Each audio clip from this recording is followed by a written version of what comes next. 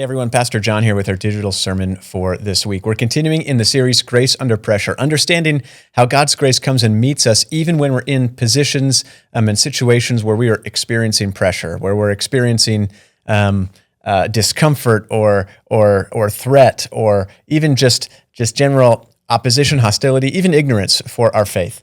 And this letter that Peter writes is an encouragement to the church to hold strong to the promises and values of God's love for them, and to endure through this difficult time, because God is actually going to be using those challenges to further his kingdom and to expand the work that he's doing in the world. So today's passage comes from 1 Peter chapter 2. We're going to read from the English Standard Version today, and it's from verses 19 through 25. It goes like this: "For this is a gracious thing, when, mindful of God, one endures sorrow while suffering unjustly. For what credit is it if, when you sin and are beaten for it, you endure? But if when you do good and suffer for it, you endure, this is a gracious thing in the sight of God. For to this you have been called, because Christ also suffered for you, leaving you an example, so that you might follow in his footsteps. He committed no sin, neither was deceit found in his mouth. When he was reviled, he did not revile in return. When he suffered, he did not threaten, but continued entrusting himself to him who judges justly. He himself bore our sins on his body on the tree, that we might die to sin and live to righteousness. By his wounds you have been healed. For you were straying like sheep, but have now returned to the shepherd and overseer of your souls." A few key phrases in here: endure the suffering, the encouragement to endure the suffering, the admonition to look to Christ who suffered for you, and finally to find refuge in the good shepherd, the true shepherd, the overseer, the guardian, the caretaker of your souls.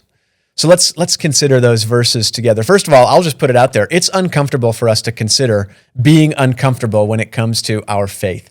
We live in a context where religion is often something that is seen as good. It has good family values. It has good stability. There's metrics that seem to suggest that religion is good for you. So there isn't actually a whole lot of maybe social opposition to the idea of religion in general.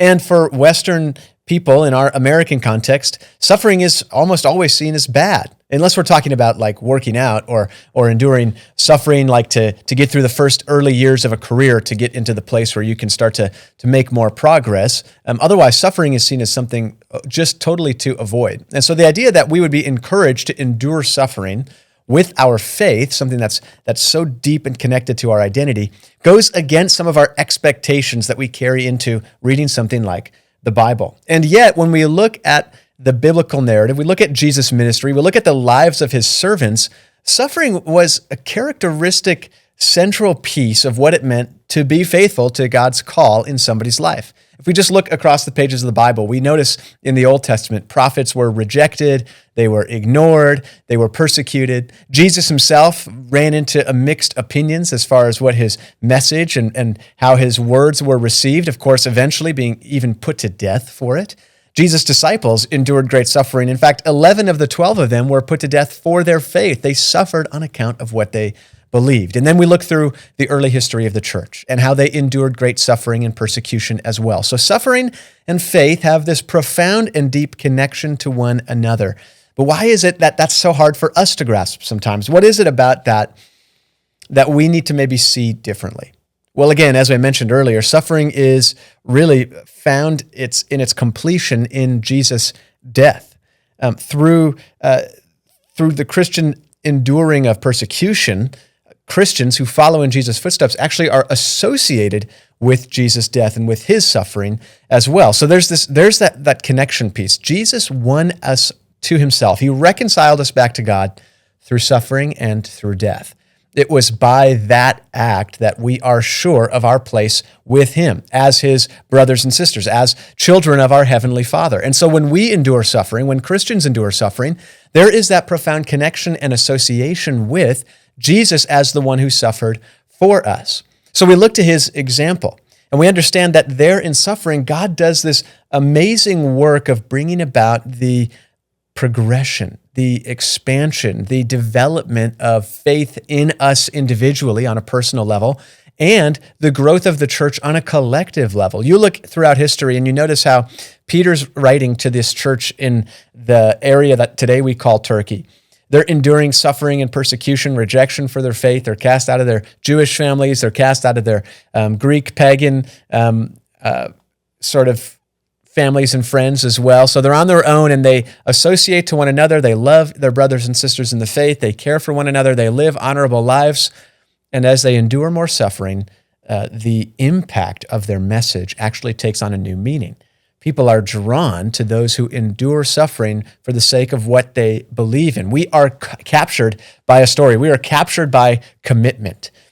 And these people were committed to nothing else more than their love for Jesus and their example that they find in him. And so Peter points us to Jesus. He says, look at Jesus. When he was insulted, he didn't insult anyone back. When he was hated, he didn't hate anyone back. When he was beaten and put to death, he endured that because he loved so much even the people that were carrying it out on him. And that's the amazing thing that happens when it comes to Christian faith. Our enemies no longer are enemies.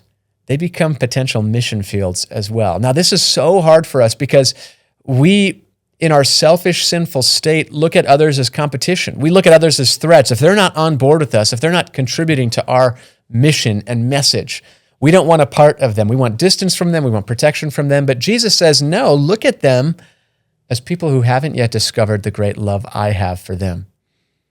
But what's incredible is that when we consider Jesus' death and suffering for us, it opens us up to the possibility that we might suffer and endure on account of someone else as well. And so in our suffering, in our endurance, God is doing his work in the hearts and minds of others. So some examples of what this has looked like across time. Now, there was a period of time where this was much more common than it is today, but monastic movements. So think of like monks in their cloisters, and you also have nuns in their convents, groups of men and women who associated themselves specifically and personally, committing to a different way of life than the rest of the world. Now, they would go and live in a different place. They would kind of surrender a lot of their existence, their kind of practical existence that they came from, to go live this different life in a different place. And so it isn't that this is a comprehensive example all of us should follow, because if you have a family, you shouldn't just up and leave them to go and live this isolated lifestyle. But there is a cool example here where these individuals would commit to living lives of suffering that God might work through those challenges to develop in them a greater faith. And so maybe it was a commitment to fasting a certain number of days a week, so that in those moments of fasting, rather than trying to prove to God their faithfulness, those times where they were reminded that they were hungry, that would be their trigger to remember to pray more, to study the Bible, to take that attention that normally goes to food and sustenance and put it toward spiritual things. In that suffering, God is at work. Also, when we look at the church across the world today, we look in places where the church is persecuted, especially in Africa, certain parts of Asia, where there is governmental pressure put on the church. There are some of the most powerful and fastest growing church movements in those places. It's incredible. Where people are enduring the greatest suffering, the gospel seems to be doing its most effective and powerful, expansive work. And now you might be thinking, well, okay, we're not enduring that kind of suffering. Why isn't the church growing here? We have an invitation to pray for those people, to support them in our actions, in our prayers, in our worship as well, and to take inspiration from them and engage our neighbors, engage our family members, engage our coworkers with the love of Christ. You don't need to pressure them with tracts and brochures and invite them to church every single day, but you can live an honorable life. You can not respond to maybe being made fun of for your faith or being scrutinized because of what you believe and the values that you hold, but instead to display them peacefully, to engage respectfully with other people, and through that example, display to them the love of God. So when we think about the suffering we endure, we're tempted to say, this is something I just need to avoid. But when we look to Christ and we see how far he went to suffer, when we encounter our suffering, we look to him and say, Lord, you suffered for me. Now work through my suffering that I might become more like you. Christ's suffering and death counts for our imperfections. It covers all of our blemishes, all of our sin. It forgives every single thing we've ever done. So there's no longer a threat for us to be afraid of when it comes to presenting ourselves to God. And instead, when we look at our lives and we look at the challenges we face, we look at the suffering we endure, we can say, God, be at work here. Work your grace, work your mercy, change me into someone more like you so that when I get up tomorrow, I'm less afraid of my past and more excited for my future.